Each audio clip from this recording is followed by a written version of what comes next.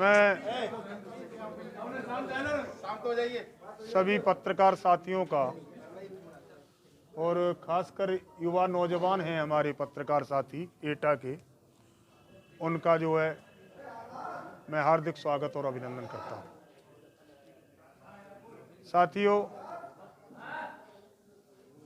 मैं अपने पत्रकार साथियों से ये कहना चाहता हूं कि आपको जिज्ञासा है कि मैं समाजवादी पार्टी छोड़कर बहुजन समाज पार्टी का प्रत्याशी क्यों बना। बड़ी साफ बात है, आपको भी मालूम है, सभी ने देखा है, आप लोग सब हमेशा मीडिया से जब जुड़े हैं तो आप लोगों को संज्ञान में भी होगा कि मुझे 2-3 बरस से माननीय अखिलेश यादव जी ने मुझसे कहा था कि तुम्हें चुनाव लड़ना है, तो मैं तैयारी अपनी कर रहा था। और आपने ये भी देखा होगा, लगभग पूरे चुनाव की सामग्री मेरे घर पर पड़ी हुई है। मैंने आज लोगों को दिखाई भी थी, वहाँ लोगों ने उसके फ़ोटो भी खींचे थे। मैं जब पिछले दिनों गया तो माननीय अखिलेश यादव जी से मिला तो उन्होंने कहा कि ठीक है, हम तुम्हारी ही टिकट करेंगे, क्योंकि 2-2.5 बरस से था मामला। फिर इन लोगों को लखनऊ बुलाया गया, ये लोग मुझ पर अड़ गए और माननीय अखिलेश यादव जी के सामने ही बहुत कुछ मुझसे ये कहने लगे, लेकिन मैं बर्दाश्त करने लगा। बर्दाश्त कर रहा था इसलिए कि शायद मुझे समाजवादी पार्टी टिकट दे देगी, लेकिन अखिलेश यादव मुझे टिकट देना चाहते थे, ये बात सही है। लेकिन जब इन्हें मालूम पड़ा कि इन्हें जो है टिकट देने जा रहे हैं, तो इन्होंने एक दिल्ली से खलनायक को बुला लिया और उस खलनायक ने मेरी टिकट में रोड़ा लगा दिया और यहाँ की जनता को, यहाँ के सम्मान को उसने अपने पैरों तले रौंद दिया। जब जो है मेरी टिकट तो कटी ही गई थी, लेकिन सम्मान के रूप में मैं, वो बुजुर्ग था खलनायक, मैंने उसके पैर छूने की कोशिश की थी तो मुझे उसने लात मार दी और कहा कि जाइए, टिकट नहीं मिलेगी, जिसे चुनाव दे दी है टिकट उसको चुनाव लड़ाओ जाकर।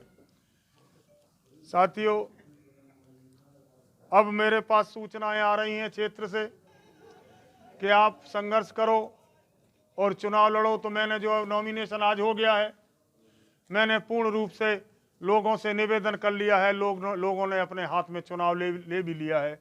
लोगों ने फ़ोन किए हैं, मुझे चिल्ला रहे हैं, रो रहे हैं कि अब की बार चाहे जो भी हो तुम्हें एमएलए बनाएंगे। और ऐसी ही आशा मुझे लगती है। कई दिन से कुछ लोगों ने धमकियां दी हैं, मैं खुलासा नहीं करना चाहता हूं। ये धमकियां दी हैं कि चुनाव हो जाने दो, उसके बाद तुझे 5 साल तो जेल में रखूंगा ही रखूंगा।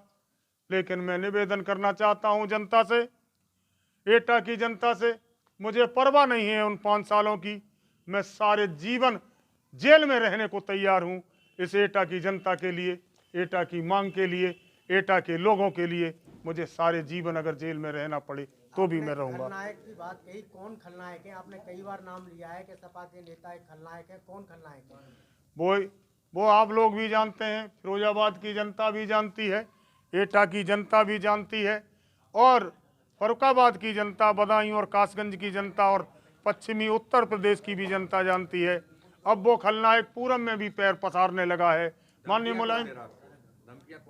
माननीय मुलायम सिंह यादव की जब पार्टी थी तो वो खलनायक का इतना वर्चस्व नहीं था, लेकिन अब खलनायक पूरा समाजवादी पार्टी पर हावी हो गया है। मुझे धमकी जो भी दे रहे हैं वो इसी खलनायक के संबंधित होंगे, इसी के रिश्तेदार होंगे। वो ही धमकियां दिला रहे हैं, कह रहे हैं कि जो है चुनाव के बाद इसको 5 साल जेल में कटवाऊंगा। लेकिन मैं रामगोपाल की तरफ है, सीधा आपकी जो बात बता रहे हैं रामगोपाल यादव की तरफ। मैं किसी का नाम नहीं लेना चाहता, मैं खलनायक की बात कर रहा हूं। ये आप समझदार लोग हैं, इस क्षेत्र की जनता भी समझदार है, एटा के लोग भी समझदार हैं, और सब आप लोग भी, ये मीडिया के स्तंभ हैं, चौथे स्तंभ हैं। आप सब लोग जानते हैं कि कौन क्या कह रहा है, कौन क्या कर रहा है, ये सब लोग आप जानते हैं। सामने आया है आपके सगीर क्षेत्र का, बताया जा रहा है यहाँ कुछ लोग रामगोपाल यादव के मुर्दाबाद के नारे लगा रहे हैं और झंडे जला रहे हैं समाजवादी पार्टी। मैंने तो नहीं देखा है, लेकिन कुछ साथियों ने बताया है कि कोई जो है किसी का जो है पुतला जलाया गया है, ऐसा मुझे बताया गया है कि लोगों ने जलाए हैं, कई जगह जलाए हैं, ऐसा कुछ भी कहा है, लेकिन मैंने अभी तक देख नहीं पाया है। व्यस्तता के कारण अभी कुछ मैं इस पर कहना नहीं चाहता हूँ। क्या लगता है आपको, समाजवादी पार्टी आपने छोड़ी है तो कुछ पब्लिक में उसका आक्रोश नजर आ रहा है? पूरा चुनाव पब्लिक ने मेरा अपने हाथों में ले लिया है और क्षेत्र का बच्चा बच्चा अब अजय यादव हो गया है और मुझे आशा ही नहीं, पूरा विश्वास है इस क्षेत्र की जनता मुझे भारी बहुमत से जिताएगी। इसलिए भी जिताएगी कि मुकाबला करने वाला खलनायक और खलनायक के रिश्तेदारों का तो वो अजय यादव है। चाहे मेरा घर बर्बाद हो जाए, चाहे जो भी परिणाम हो, लेकिन ये मुकाबला मैं करके रहूँगा। और इस जनता ने मुझे आशीर्वाद दिया है तो जनता का आशीर्वाद खाली नहीं जाएगा। हमारे जो आने वाली पीढ़ी है, जो हमारे बच्चे जनरेशन नहीं है, वो ये कहेगी कि हमारे बुजुर्ग बड़े ही बुज़दिल थे, बड़े ही कायर थे, जिन्होंने जो है एटा पर कब्जा करा के और जलकर मर गए। इसलिए मैंने ये तय कर लिया है कि मैं एटा से सभी बुजुर्गों का आशीर्वाद लेते हुए चुनाव लड़ूंगा, अपने युवा साथियों का आशीर्वाद लेकर चुनाव लड़ूंगा। साथियों, ये भी कहना चाहता हूँ, मुझे जो प्यार और मोहब्बत और स्नेह मिल रहा है वो किसी से छिपा नहीं है। मुझे एक बिरादरी का नहीं, मुझे जो है सारी बिरादरियों का वोट मिल रहा है, सभी वर्ग के लोगों का वोट मिल रहा है और ये किसी से छिपा नहीं। आप लोग भी देख सकते हैं। आपके कैंपेन के दौरान आपने झोली फैलाकर लोगों से वोट मांगा, मैं आपकी झोली को पैसों से नोटों से भरा गया है, कहाँ की ये घटना है?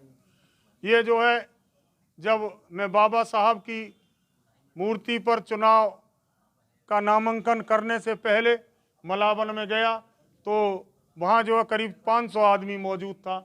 हमारी माताएं बहनें भी छतों पर चढ़ी हुई थी।